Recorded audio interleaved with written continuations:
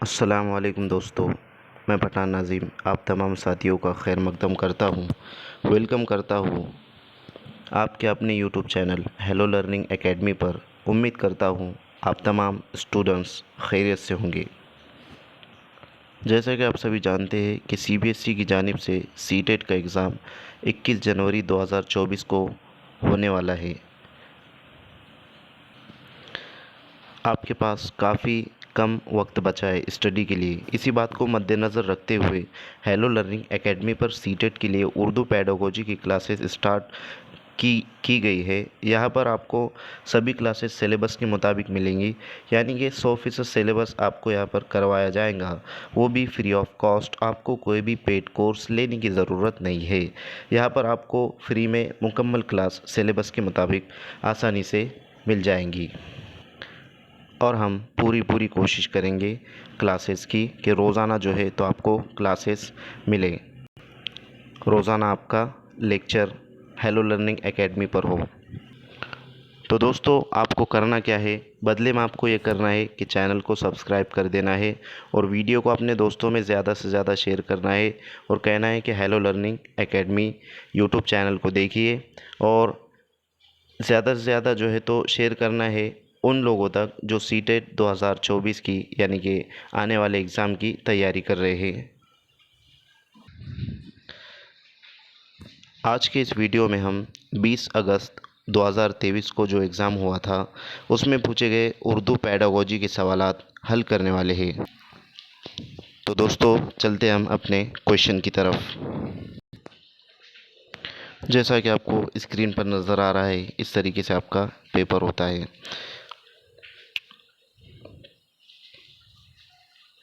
हिदायत दी गई आपको कि उम्मीदवार मंदरजे झेल हिस्से के सवालों के जवाब तब ही दे अगर उन्होंने ज़बान एक का ऑप्शन उर्दू चुना है। मतलब फ़र्स्ट ऑप्शन जो है तो फ़र्स्ट लैंग्वेज उर्दू चुना हो तो वही जो है तो ये मतलब पेपर हल कर सकते हैं। हमारा जो पहला सवाल है वो है कि आपको हिदायत दी गई है और हिदायत को आपको बगौर जो है तो पढ़ लेना है कि नीचे दिए हुए सवालों को पढ़िए और दिए गए मुतबादिल में से किसी एक मुनासिब तरीन मुतबादिल का इंतखाब कीजिए। सवाल नंबर 91 105 यानी कि 15 क्वेश्चन पेडागोजी के पूछे जाते हैं।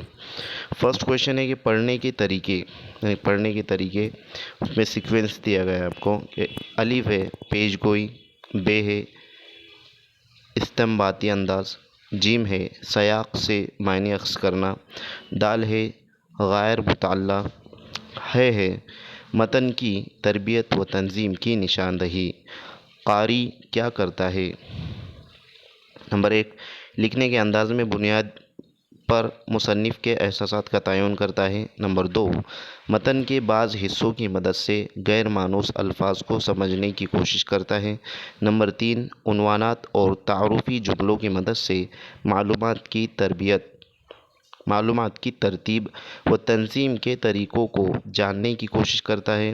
नंबर 4, किसी मतन में ज़बान के बरतने के तरीक़ों पर तवज्जो मरकूज़ करता है।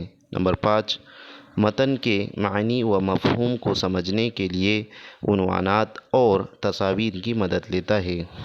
मज़कूरा पढ़ने के तरीके और कारी के मौजूदा अमल का मिलाप कीजिए।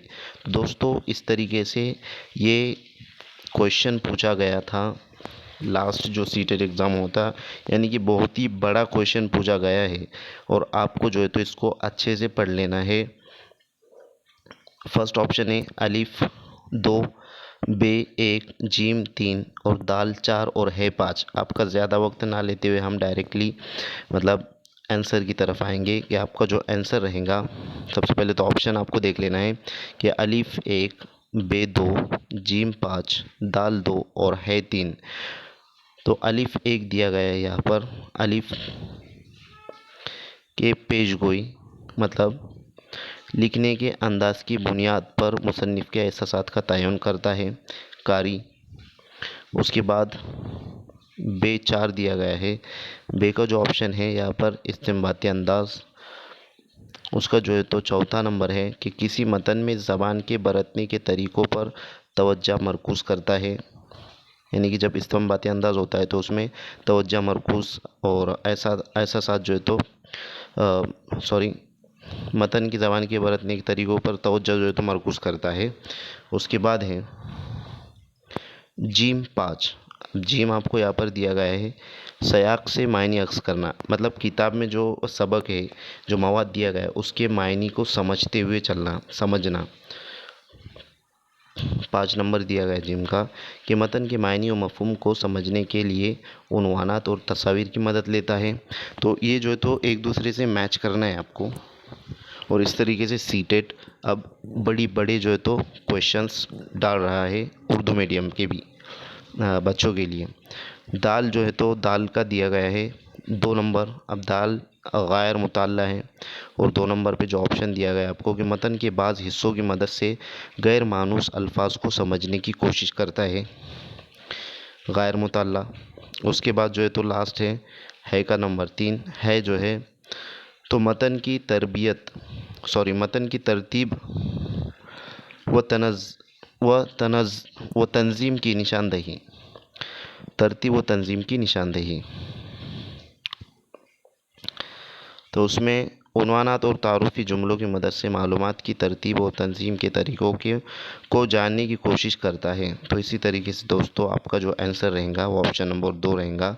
आपको अगर एक भी अगर पॉइंट मालूम होता है तो बिल्कुल आप जो है तो आंसर लगा सकते हैं। जिस तरीके से यहाँ पर सयाक के मायने अक्स करना, तो उससे जो है तो ऑप्शन नंबर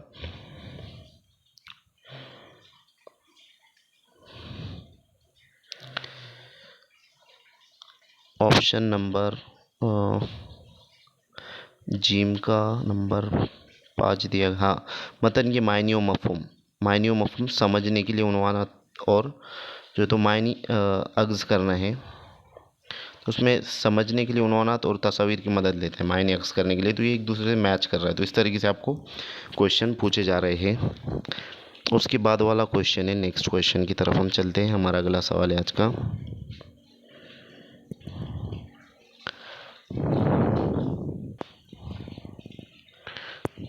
और एक बार जो है तो इसको कंफर्म कर लेते हैं हम कि ये इसका सही। खैर 3 नंबर का ऑप्शन चेक करते हैं। अलिफ का चौथा है, बे का तीसरा बताया गया है, जीम का दूसरा है, और दाल का पहला और है का 5वां बताया गया है आपको। इसी तरीके से जो है तो हम और एक मर्तबा चेक कर लेते हैं।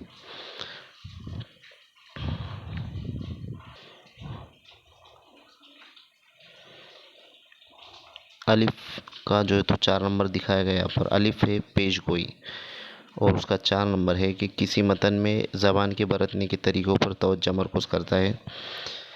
तो अब मतन का जो ज़बान के बरतने के तरीक़ों पर तवज्जो मरकूज़ करना, ये इसमें नहीं होगा पेश गोई में।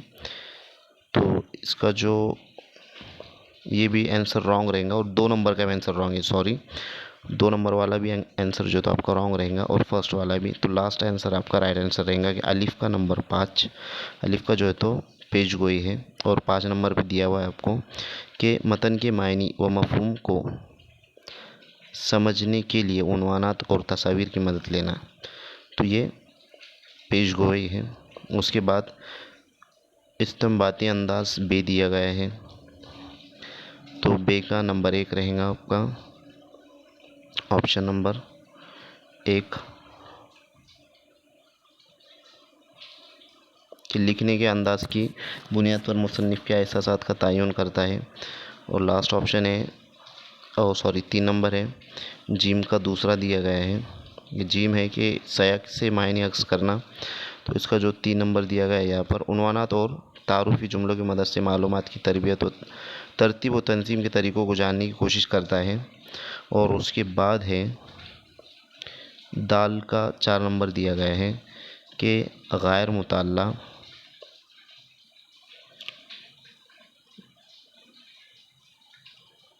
कि किसी मतन में ज़बान के बरतने के तरीक़ों पर तवज्जो मरकूज़ करता है। और लास्ट है का नंबर 3 दिया गया है कि मतन की तरतीब व तंज़ीम की निशानदही। तो मतन के बाज़ हिस्सों की मदद से गैर मानूस अल्फाज को समझने की कोशिश करता है। तो दोस्तों आपका जो राइट आंसर रहेगा वो रहेगा ऑप्शन नंबर 4, आपका राइट आंसर रहेगा। उसके बाद वाला क्वेश्चन हम जो है तो देखेंगे आज। नेक्स्ट क्वेश्चन है हमारा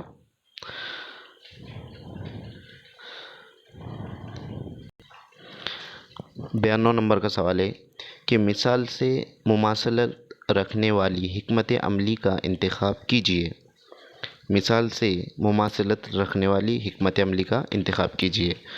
मैं इस ज़बान के इस्तेमाल पर तवज्जो मरकूज़ करता हूँ जिसके बारे में मुझे यकीन हो कि वो दुरुस्त है। नंबर 1 ऑप्शन है अज़ खुद निगरानी। नंबर 2 ऑप्शन है दोहराना। नंबर 3 है तकलीद ज़बान। नंबर 4 है ज़बानी याद कर लेना, ज़हन नशीन कर लेना। तो दोस्तों सवाल में पूछा ये गया है कि मिसाल से जो रिलेशन रखता है, रब्त रखती है, मुमासिल रखने वाली जो हिकमत अमली है वो कौन सी है। तो मिसाल ये दी गई है कि मैं उस ज़बान के इस्तेमाल पर तवज्जो मरकूज़ करता हूँ जिसके बारे में मुझे यकीन हो कि वो दुरुस्त है। अज़ खुद निगरानी रहेगा। नंबर 2 ऑप्शन है नंबर 1 ऑप्शन है अज़ खुद निगरानी। नंबर 2 है दोहराना। नंबर 3 है तकलीद ज़बान और नंबर 4 है ज़बानी याद कर लेना, ज़हन नशीन कर लेना। तो दोस्तों याद करना, रोट मेमोराइजेशन, रोट लर्निंग जहाँ पर भी आएगा वहाँ जो है तो आपका ऑप्शन रॉन्ग रहेगा, उसको बिल्कुल कट कर देना है। तकलीदी ज़बान ये भी आपका जो है तो ऑप्शन रॉन्ग रहेगा। दूसरा है दोहराना। अब दोहराना और याद करना, ज़हन नशीन करना ये एक ही जो है तो कैटेगरी वाले होते हैं, तो ऐसे ऑप्शन को डायरेक्टली आपको जो है तो छोड़ देना है। तो अज़ खुद निगरानी मतलब खुद से बताया गया है कि जिसके बारे में मुझे यकीन हो कि वो दुरुस्त है। अज़ खुद निगरानी खुद से जो है तो उसको समझ में आ जा रहा है। तो इस तरीके से जो है तो आपको आंसर की तरफ बढ़ना होता है। फर्स्ट ऑप्शन आपका राइट आंसर रहेगा। नेक्स्ट क्वेश्चन की तरफ हम चलते हैं। हमारा अगला सवाल है कि दूसरी जमात का तालिब इल्म एक गाना गाता है, सर, कंधे, टखने और घुटने। गाना गाते हुए वो इन जिस्मानी अज़ा को भी छूता है। उस्ताद किस हिकमत अमली से उन्हें पढ़ा रहा है।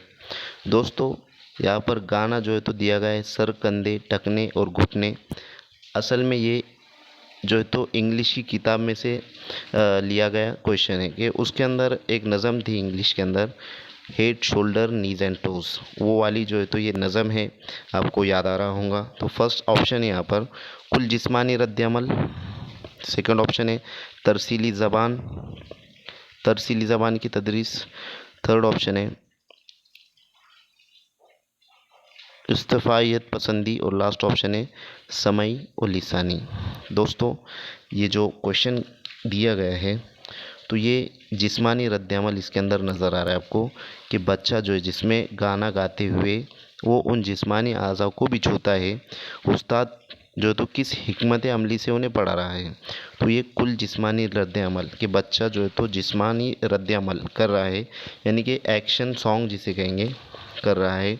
तो फर्स्ट ऑप्शन आपका राइट आंसर रहेगा। नेक्स्ट क्वेश्चन की तरफ हम चलते हैं। हमारा अगला सवाल है कि तलबा साबिका इकाई से मुताल्लिक़ लफ्ज़ियात के 5 सवालों के जवाब ग्रुप में तैयार कर रहे हैं, फिर वो दूसरे ग्रुप से सवालात का तबादला करते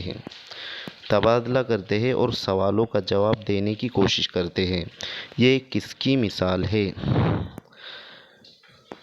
तलबा जो है तो ग्रुप में है और ग्रुप की इकाई से मुताल्लिक़ लफ्ज़ियात के 5 सवालों के जवाब ग्रुप में तैयार कर रहे हैं, फिर वो दूसरे ग्रुप के सवालात करते हैं और तबादला करते हैं और सवालों का जवाब देने की कोशिश करते हैं। तो ये किसकी मिसाल है। नंबर 1 ऑप्शन है पढ़ने का अंदाज़ कद्र। नंबर 2 है फीडबैक। नंबर 3 है हमजोलियों का अंदाज़ कद्र और नंबर 4 है अज़ खुद अंदाज़ कद्र। दोस्तों इसका जो राइट आंसर रहेगा वो रहेगा आप जो तो सवाल को आपको नहीं समझ में आया तो 2 बार कम से कम पढ़ना है, क्योंकि सवाल के अंदर ही जवाब छुपा हुआ होता है कि तलबा जो है तो 2 ग्रुप बने हुए हैं और एक दूसरे से जो है तो जवाब अक्स करने की कोशिश कर रही है। यानी कि हम जोलियों के साथ जो है तो अंदाज़े कदर हो रहा है कि उसकी जो हम जमात में जो जमात के हम मकतब साथी है, यानी कि क्लास में जो बच्चे हैं वो उन्हीं के दरमियान जो है तो ये क्वेश्चन आंसर का तबादले जो है तो हो रहा है। तो थर्ड ऑप्शन आपका राइट आंसर रहेगा। नेक्स्ट क्वेश्चन की तरफ हम चलते हैं। हमारा अगला सवाल है कि जब उस्ताद मुझे लफ्ज़ या मुहावरे वाला कोई कार्ड देता है तो मुझे बहुत खुशी होती है। पूरी क्लास के लिए मुझे इस पर अदाकारी करनी होती है ताकि तलबा कार्ड पर लिखे लफ्ज़ या मुहावरे के बारे में कयास कर सकें। आमोज़गारों के तबसरों की मदद से उनकी तरजीहात मालूम कीजिए।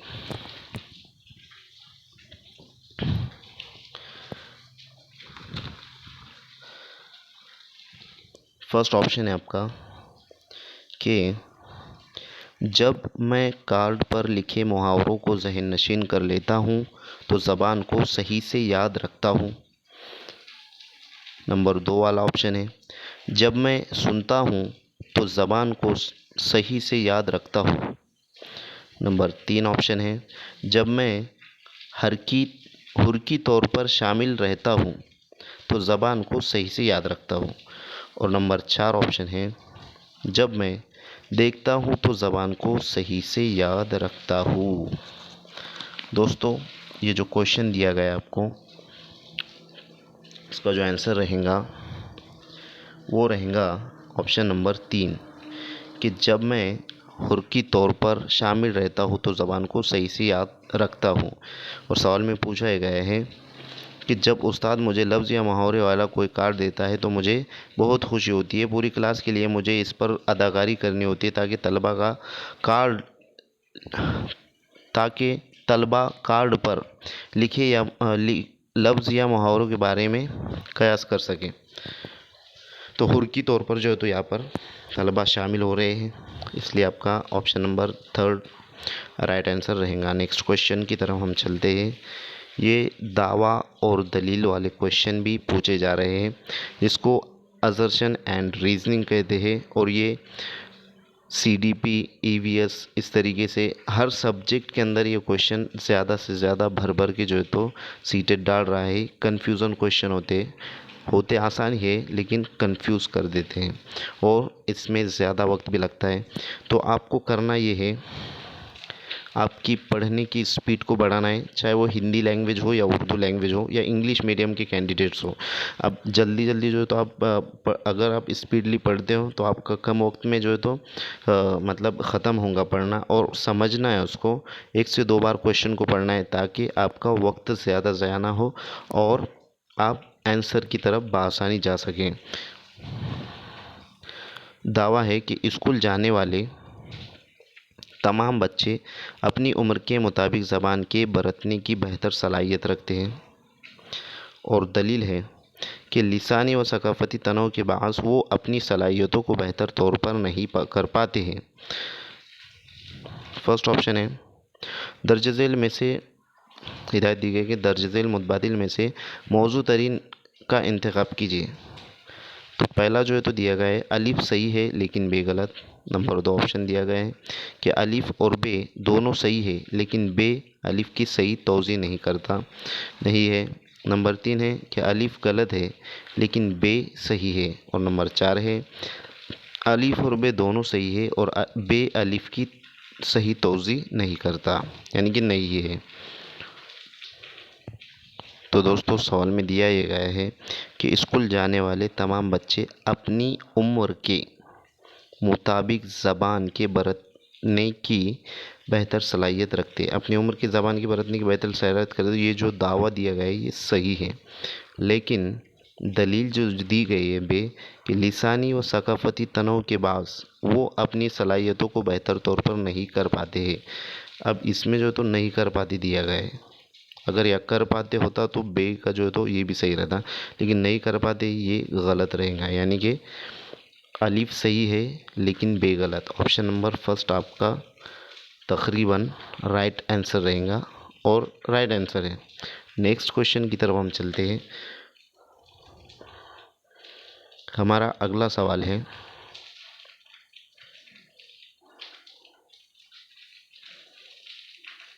कि 97 नंबर का सवाल है।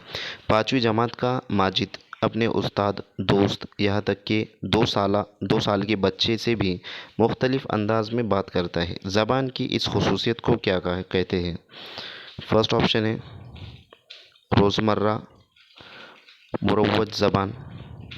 नंबर 2 ऑप्शन है मानियात। नंबर 3 ऑप्शन है बोलने का अमल। नंबर 4 ऑप्शन है फितरत पसंद। दोस्तों, सवाल में ये पूछा गया है कि 5वीं जमात का एक बच्चा है जिसका नाम माजिद है, वो उस्ताद, दोस्त, यहाँ तक कि 2 साल के बच्चे से भी मुख्तलिफ अंदाज में बात करता है। ज़बान की इस खसूसियत को क्या कहते हैं? तो इसे रोज़मर्रा और वज कहते हैं, यानी फर्स्ट ऑप्शन आपका राइट आंसर रहेगा। नेक्स्ट क्वेश्चन आपको दिया गया यहाँ पर कि एक माँ देखती है कि उसका बच्चा बाज़ औक़ात ऐसी बात करता है जो कि उसने किसी बालिग को या उसके भाई बहनों को करते हुए कभी नहीं सुना था। वो तज़ब्ज़ुब में पड़ जाती है क्योंकि उसका मानना था कि बच्चे अपने ख़ानदान और आसपास के लोगों की नकल करके ज़बान सीखते हैं। इसका ये मानना किससे मुताबिकत रखता है? फर्स्ट ऑप्शन है तामीरियत पसंदी। सेकंड ऑप्शन है किरदारियत पसंदी। थर्ड ऑप्शन है कसीरुल लिसानी और लास्ट ऑप्शन है मकामियत पसंदी। तो दोस्तों, इसका जो आंसर रहेगा वो रहेगा आपका ऑप्शन नंबर 2 किरदारियत पसंदी। क्योंकि एक बच्चा जो है तो माँ देखती है बच्चे को कि वो बाज़ औक़ात ऐसी बात करता है कि जो किसी बालिग को या उसके भाई बहन को करते हुए कभी नहीं सुना था, उसने कभी नहीं देखा था। वो तज़ब्ज़ुब में पड़ जाती है, यानी कि सोचती हो क्योंकि उसका ये मानना था कि बच्चा अपने ख़ानदान और आसपास के लोगों से नकल करके सीखते हैं। तो ये किरदारियत पसंदी कहलाता है। उसका जो मानना था वो राइट था, लेकिन बच्चा जो है तो बच्चा बाज़ औक़ात ऐसी बात कर देता है जो कि अपने बालिग या और भाई बहनों को करते नहीं सुना था, उसने देखा भी नहीं था। तो उसे किरदारियत पसंदी कहेंगे। नेक्स्ट क्वेश्चन है आपका कि बच्चे में आगे चलकर एकाडमिक महारतों को बुनियाद फराहम करने वाली रस्मी ख़वानदगी की तालीम शुरू होने से पहले फ़रोग़ पाने वाली महारतों को कहते हैं। फर्स्ट ऑप्शन है नए अनासिर। सेकंड ऑप्शन है नई दरसियात। थर्ड ऑप्शन है नई ख़वानदगी। लास्ट ऑप्शन है नया हल। तो इसका जो राइट आंसर रहेगा वो रहेगा ऑप्शन नंबर 1 नए अनासिर। नेक्स्ट क्वेश्चन की तरफ हम चलते हैं। अगला सवाल है हमारा, दादी माँ घर पर बच्चों को कहानियाँ पढ़कर सुनाना पसंद करती है। उस तरह वो बच्चों को नई किताबों और ख़यालात से मुतारुफ़ कराती है और बच्चे भी इस पूरे अमल में मुस्तअदी से शामिल रहते हैं। इस टेक्निक को क्या कहते हैं? फर्स्ट ऑप्शन है मकालमाती क़िरात। सेकंड ऑप्शन है मुश्तरका क़िरात। थर्ड ऑप्शन है बुलंद ख़्वानी और लास्ट ऑप्शन है मिसाली क़िरात। तो दोस्तों, इसका जो राइट आंसर रहेगा आपका वो रहेगा नंबर 1 ऑप्शन मकालमाती क़िरात। नेक्स्ट क्वेश्चन की तरफ हम चलते हैं। हमारा अगला सवाल है कि क़िरात की तदरीस का वो तरीक़ा जो हुरूफ और सूतियों जैसे बुनियादी अनासिर से शुरू होता है और बच्चों को बताता है कि मजमूई क़िरात शुरू करने से पहले सूतियों को जोड़कर अल्फाज बनाए जा सकते हैं, उसे क्या कहते हैं?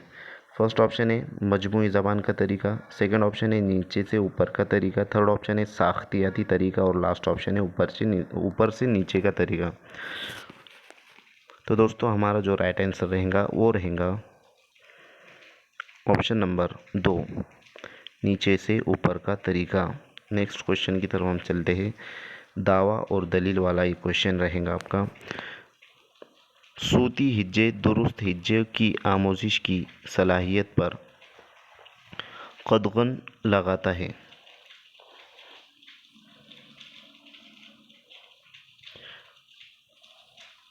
खतगन लगाता है। दूसरी दलील जो दी गई वो है, जब छोटे बच्चे रिवायती हिज्जे के बजाय अपने ईजाद करदा हिज्जे को बरतते हैं तो ये दुरुस्त हिज्जे की आमोजिश की सलाहियत पर कदगन नहीं लगाता। दोस्तों, इसका फर्स्ट ऑप्शन रहेगा कि दर्ज झेल मुतबादिल में से मौजू तरीन का इंतखाब कीजिए। फर्स्ट ऑप्शन है अलिफ सही है लेकिन बे गलत। दूसरा ऑप्शन है अलिफ और बे दोनों सही है लेकिन बे अलिफ की सही तौज़ी नहीं है। थर्ड ऑप्शन है अलिफ गलत लेकिन बे सही है। और लास्ट ऑप्शन है अलिफ और बे दोनों सही है और बे अलिफ की सही तौज़ी है। दोस्तों, पूछा ये गया है कि सूती हिज्जे दुरुस्त हिज्जे की आमोजिश की सलाहियत पर कदगन लगाता है। ये ऑप्शन गलत रहेगा। और जब छोटे बच्चे रिवायती हिज्जे के बजाय अपने ईजाद करदा हिज्जे को बरतते हैं तो ये दुरुस्त हिज्जे की आमोजिश की सलाहियत पर कदगन लगाता है। तो दोस्तों, ऑप्शन नंबर 3 आपका राइट आंसर रहेगा कि अलिफ गलत है लेकिन बे सही। थर्ड ऑप्शन राइट आंसर रहेगा। नेक्स्ट क्वेश्चन की तरफ हम बढ़ते हैं। हमारा अगला सवाल है कि कई ज़बान की आमोजिश के वक्त तलफ़्फ़ुज़ के मुनफ़रद उसूलों के बाअस बहुत से तलबा में अक्सर एतमाद की कमी होती है। इस कमी पर काबू पाने का एक तरीका यह है कि नंबर 1, काउंसलर की मदद से बोलने का खुसूसी तिब्बी इलाज करें और बोलने की मशक करें। नंबर 2, क्लास में ऐसी खेल की शक्ल में सरगर्मियाँ अंजाम दें जिनमें ज़बानी तामुल शामिल हो। नंबर 3, जहाँ गलतियाँ सरज़द हो उनकी इस्लाह करें। और नंबर 4 है तलबा क्लास में बुलंदख्वानी करें। तो दोस्तों, आपका जो राइट आंसर रहेगा वो रहेगा कि क्लास में ऐसे खेल की शक्ल में सरगर्मियाँ अंजाम दे जिनमें ज़बानी तामुल शामिल हो। ऑप्शन नंबर 2 आपका राइट आंसर रहेगा, क्योंकि सवाल में पूछा गया है कि नई ज़बान की आमोजिश के वक्त तलफ़्फ़ुज़ के मुनफरिद उसूलों के बाअस बहुत से तलबा में अक्सर एतमाद की कमी होती है। इस कमी पर काबू पाने के लिए कौन सा तरीका जो है तो इस्तेमाल करेंगे। तो बच्चा जब खेलने के लिए बच्चे जब खेलते हैं तो एक एतमाद होता है और बातचीत जो है तो वो करते हैं एक दूसरे से कि क्लास में ऐसी खेल की शक्ल में सरगर्मियाँ अंजाम दे जिनमें ज़बानी तामुल शामिल हो, यानी ज़बानी सरगर्मी जिसे हम कहेंगे।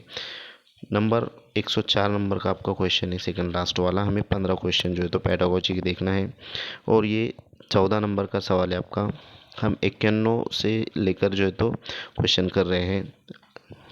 सवाल है, तीसरी जमात का उस्ताद आमोज़गारों को नए अल्फाज देता है। दर्ज झेल में से कौन सा तरीका नए अल्फाज दर्ज करने के लिए सबसे मौजू और मौसर है।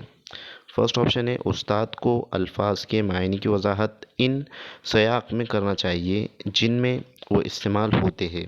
नंबर 2, उस्ताद को अल्फाज का मुख्तसर तारुफ़ करवाना चाहिए। नंबर 3, उस्ताद अल्फाज के मायने तख्ते सियाह पर लिख दे और तलबा से उन्हें ज़बानियात करने के लिए कहे। नंबर 4 ऑप्शन है कि उस्ताद को अल्फाज के साथ उनके मुतज़ाद भी बताना चाहिए और उनकी ज़बान में मानी भी बताना चाहिए। दोस्तों, आपका जो आंसर रहेगा वो रहेगा ऑप्शन नंबर 1 कि उस्ताद को अल्फाज के मायने की वजाहत उन सयाक़ में करना चाहिए जिनमें वो इस्तेमाल होते हैं, क्योंकि तीसरी जमात का जो उस्ताद है तो वो आमोज़गार यहाँ पर बच्चे होते, तलबा होते, उनको नए अल्फाज देता है। और दर्ज झेल में से कौन सा तरीका नए अल्फाज दर्ज कराने के लिए सबसे मौसर है। तो फर्स्ट ऑप्शन राइट आंसर रहेगा, क्योंकि उस्ताद को अल्फाज मायने की वजाहत उन सयाक़ में करना चाहिए जिनमें वो इस्तेमाल होते हैं। तो first option is right answer. Next question की तरफ हम चलते हैं। हमारा आखिरी सवाल है कि आमोजिश की ज़बान की आमोजिश डैश डैश होती है। फर्स्ट ऑप्शन है महासल, सेकंड ऑप्शन है अमल, थर्ड ऑप्शन है महारत और लास्ट ऑप्शन है इक्तिसाब। तो दोस्तों, ज़बान की जो आमोजिश होती है वो महारत होती है। ज़बान की आमोजिश एक महारत होती है। तो नंबर 3 वाला ऑप्शन आपका राइट आंसर रहेगा। तो उम्मीद करता हूँ कि आप तमाम को समझ में आया होगा अच्छे तरीके से। अगर आप चैनल पर नए हैं तो चैनल को सब्सक्राइब करें, बेल आइकन को प्रेस करें और बेल आइकन में ऑल को प्रेस करें ताकि आने वाली वीडियो की नोटिफिकेशन आप तक पहुंचे। तो इसी के साथ साथ आज का ये लेक्चर हम यहाँ पर स्टॉप करते हैं। इंशाल्लाह नेक्स्ट लेक्चर में मिलेंगे। Thank you for watching my video. और इसी के साथ साथ जो है तो बहुत कम वक्त रहा है सीटेट के लिए और आपको कम वक्त में जो है तो मुकम्मल तैयारी करनी है। तो आप तमाम को बेस्ट ऑफ लक मेरी तरफ़ से कि अनकरीब जो है तो 21 जनवरी को आपका एग्ज़ाम है और तकरीबन आज 9 तारीख है और कल 10, यानी कि 10 से 11 दिन आपके पास है। और बिल्कुल अभी भी जो तो आप स्टडी अगर जिसने स्टार्ट नहीं किया है तो मतलब स्टार्ट कर दीजिए और ज़्यादा वक्त अपने स्टडी में लगाइए, क्योंकि डीएड और बीएड वालों के लिए सीटेट क्वालिफाइड करना ज़रूरी है। उसके बगैर आपकी डिग्री जो है तो वो अधूरी है। तो इसलिए आपका ज़्यादा वक्त ना लेते हुए मैं स्टॉप करता हूँ आज के इस लेक्चर को। Thank you for watching my video. Thank you very much Indeed for your cooperation and have a nice day.